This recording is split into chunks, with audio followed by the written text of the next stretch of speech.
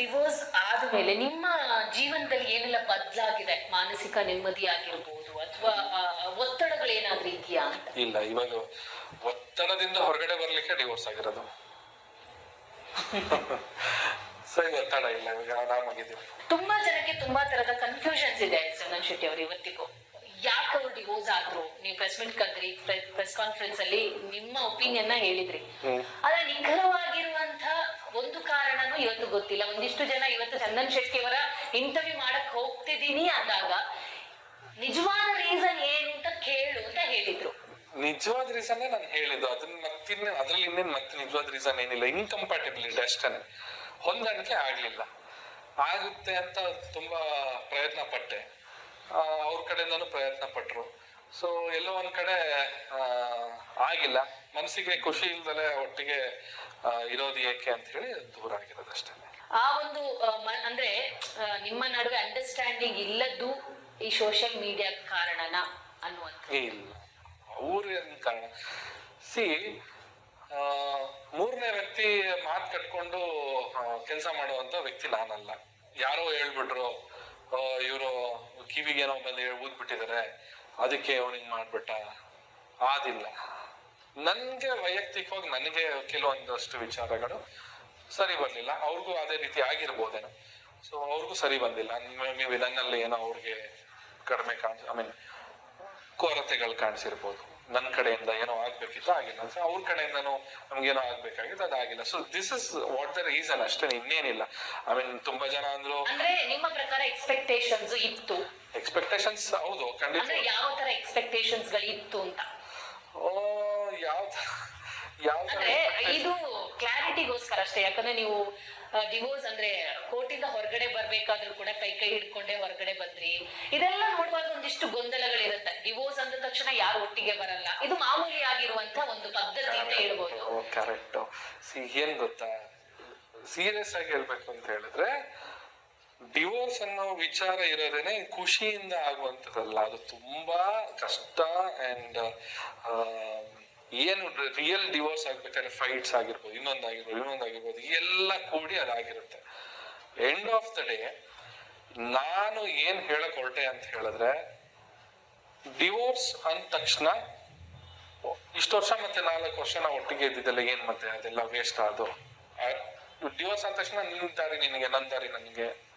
ಪಾಪ ಆಕೆ ಅವತ್ತು ಒಬ್ಳೇ ಇದ್ಲು, ನಾನು ಓಕೆ, ಇಬ್ರೇ ಫ್ಯಾಮಿಲಿ ಕೊಟ್ಟಿಗೆ ಹೋಗಿದ್ವಿ.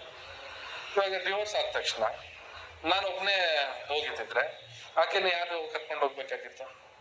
ಆಕೆ ಅವ್ರನ್ನ ಮನೆಗೆ ಕಳ್ಸೋ ಜವಾಬ್ದಾರಿ ಹೆಂಗೆ? ಆಸ್ ಅ ಹ್ಯೂಮನ್ ಬೀಯಿಂಗ್ ನಾನು ಅಷ್ಟೇ ಅವ್ರ ಜೊತೆ ಅವತ್ತು ನಿಂತ್ಕೊಂಡಿದ್ದೆ. ಅವತ್ತು ಎಲ್ಲ ಆಯ್ತು. ಅವತ್ತು ಮೀಡಿಯಾದವರು ಎಲ್ಲ ತುಂಬಾ ಕ್ಯಾಮ್ರಾಸ್ ಎಲ್ಲ ಬಂದ್ಬಿಟ್ಟಿತ್ತು. You know right how it is. ಒಂದು ಆತರ ಸಿಚುವೇಶನ್ ಆದಾಗ ಯಾವ ರೀತಿ ಮೀಡಿಯಾ ಕ್ಯಾಮ್ರಾಗಳು ಅವ್ರನ್ನ ಫಾಲೋ ಮಾಡುತ್ತೆ, ಅವರಿಂದ ಒಂದು ರಿಯಾಕ್ಷನ್ ತಗೊಳಕ್ಕೆ ಎಷ್ಟು ಮೈಕ್ಸ್ಗಳು ಹೋಗುತ್ತೆ. ಸೊ ಹಾಗೆ ಒಬ್ಬಳನ್ನೇ ಬಿಟ್ಟು ಹೋಗ್ಬಿಟ್ರೆ ಹೆಂಗ ಆಗ್ಬೇಕು? ಸೊ ಐ ಥಾಟ್ ಇಷ್ಟು ವರ್ಷ ನಾವು ಜೊತೆಗಿದ್ದಕ್ಕೆ as a human being I should protect her. ಒಟ್ಟಿಗೆ ಹೊರಗಡೆ ಹೋಗಿದಷ್ಟೇ, ಬೇರೆ ಇನ್ನೇನು ಅದರಲ್ಲಿ ಏನಿಲ್ಲ. ಬಟ್ ಎಕ್ಸ್ಪೆಕ್ಟೇಷನ್ಸ್ ಅಂತ ಆವಾಗ ನನ್ನ ಮಾತನ್ನ ಕಟ್ ಮಾಡಿದೆ. ಒಂದಿಷ್ಟು ಎಕ್ಸ್ಪೆಕ್ಟೇಷನ್ ಇಬ್ಬರ ಕಡೆಯಲ್ಲೂ ಇತ್ತು ಅಂತ ಹೇಳಿ, ಆ ಎಕ್ಸ್ಪೆಕ್ಟೇಷನ್ಗಳು ಏನು ಅಂತ ಹೇಳಿ ಅದು ನಾನು ಡಿಸ್ಕ್ಲೋಸ್ ಮಾಡಕ್ ನಾನು ಇಷ್ಟಪಡೋದಿಲ್ಲ. ಯಾಕಂತ ಹೇಳಿದ್ರೆ ಪರ್ಸನಲ್ ಮ್ಯಾಟರ್ಸ್, ಅದು ನಮ್ದು ಒಳಗಡೆ ಇರುವಂತ ಪರ್ಸನಲ್ ಮ್ಯಾಟರ್ಗಳು.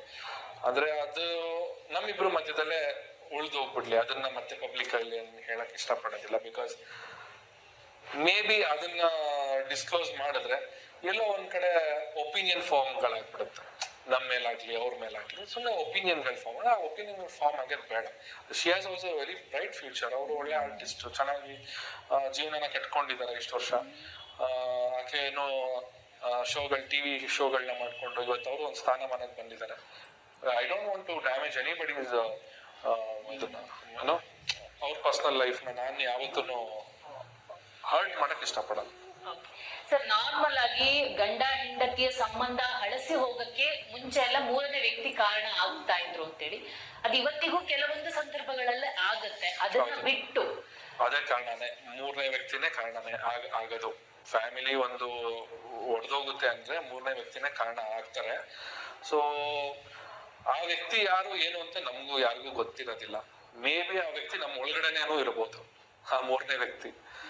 ಯಾಕಂದ್ರೆ ಒಬ್ಬೊಬ್ರಿಗೆ ಎರಡೆರಡು ಶೇಡ್ಸ್ ಇರುತ್ತೆ.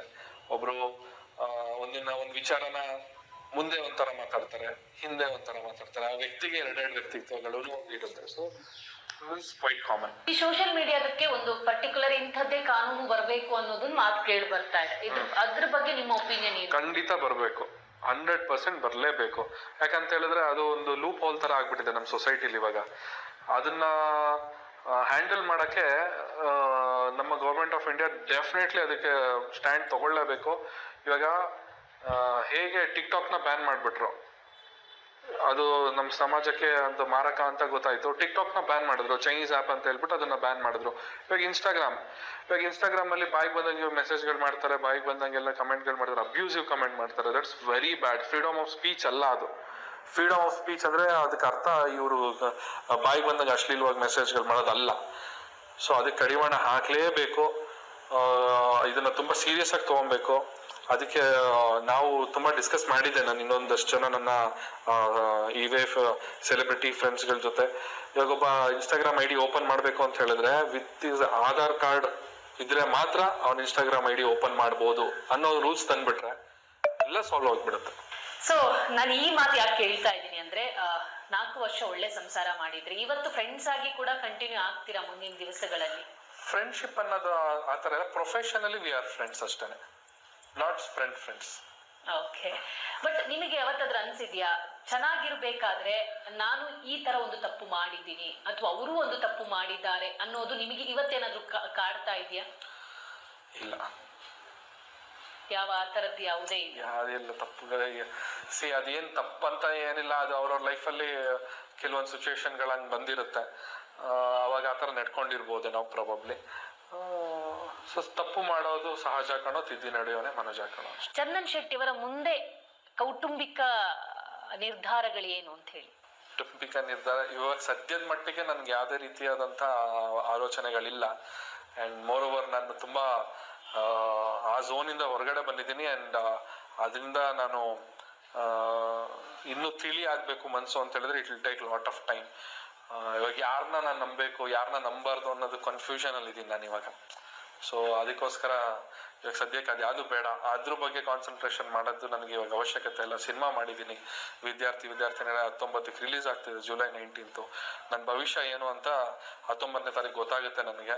ಸೊ ಅದಾದ್ಮೇಲೆ ನಾನು ಏನ್ ಮಾಡ್ಬೇಕು ನೆಕ್ಸ್ಟ್, ಬೇರೆ ಸಿನಿಮಾಗಳು ಮಾಡ್ಲಾ, ಇಲ್ಲಾಂದ್ರೆ ಮತ್ತೆ ವಾಪಸ್ ಮ್ಯೂಸಿಕ್ ಮೇಲೆ ಜಾಸ್ತಿ ಕಾನ್ಸಂಟ್ರೇಟ್ ಮಾಡ್ಲಾ, ಆ ಒಂದು ವಿಚಾರಕ್ಕೆ ತುಂಬಾ ತಲೆ ಕೆಡಿಸ್ಕೊಂಡೆ. ಇದೇ ಅಭಿಪ್ರಾಯ ನಿವೇದಿತ ಕಡೆ ಹೋದ್ರೆ ಅವರು ಮುಂದೆ ಮದುವೆ ಆಗ್ತಾರೆ ಅಂದ್ರೆ ನೀವು ಅದಕ್ಕೆ ನಿಮ್ಮ ಒಪಿನಿಯನ್ ಏನು? ಅದಕ್ಕೂ ನನಗೂ ಸಂಬಂಧನೇ ಇಲ್ಲ. Okay, that is her personal life, ಅದಕ್ಕೂ ನನಗೂ ಸಂಬಂಧ ಇಲ್ಲ. ಓಕೆ, ಅದು ಬಿಡೋಣ. ಈಗ ಬ್ಯಾಕ್ ಟು ನಿಮ್ಮ ಕೆರಿಯರ್ ವಿಚಾರಕ್ಕೆ ಬರೋಣ. ಓಕೆ, ನಿಮ್ಮ ಇಷ್ಟು ಜರ್ನಿಯಲ್ಲಿ ನಿಮಗೆ ಯಾವತ್ತಾದ್ರೂ ಅವಮಾನ ಆಗಿದ್ಯಾ? ಒಂದು ಇನ್ಸಿಡೆಂಟ್ ಅನ್ನ ಇವತ್ತು ನಿಮಗೆ ರಿವೀಲ್ ಮಾಡ್ಬೇಕು ಅನ್ಸಿದ್ರೆ? ಅವಮಾನ ಆಗಿರೋದು ಅದೇ ಆಫ್ಟರ್ ಇದು ಬಿಗ್ ಬಾಸ್ ಇಂದ ಹೊರಗಡೆ ಬಂದು ಈ ಸಾಂಗ್ ಎಲ್ಲ ಬ್ಯಾನ್ ಮಾಡಿದ್ರಲ್ವಾ. ಸೊ ಅವಾಗ ಐ ಫೀಲ್ ವೆರಿ ಬ್ಯಾಡ್. ಅಂದ್ರೆ ಯಾಕೆ ನಾನು ಅಂಥದ್ದೇನು ಅದು ತುಂಬಾ ಘೋರ ತಪ್ಪೇನ್ ಮಾಡಿಲ್ವಲ್ಲ, ಚಿಕ್ಕದು ಇದೆ ರೀಸನ್. ಹೌದು, maybe for some reason ಅದು ಮಿಸ್ಟೇಕ್ ಅಂತ ಇರ್ಬೋದು. ಬಟ್ ಅದು ಹೊಸದಾಗಿತ್ತು ನನಗೆ. ಅಂದ್ರೆ ನನಗೆ ಗೊತ್ತಿದ್ದು ಮಾಡಿದಂತ ಮಿಸ್ಟೇಕ್ ಅಲ್ಲ, ಅದು ನನಗೆ ಗೊತ್ತಿಲ್ದಲೇ ಆದಂತ ಮಿಸ್ಟೇಕ್ ಅದು. ಸೊ ಆ ಒಂದು ಅಷ್ಟು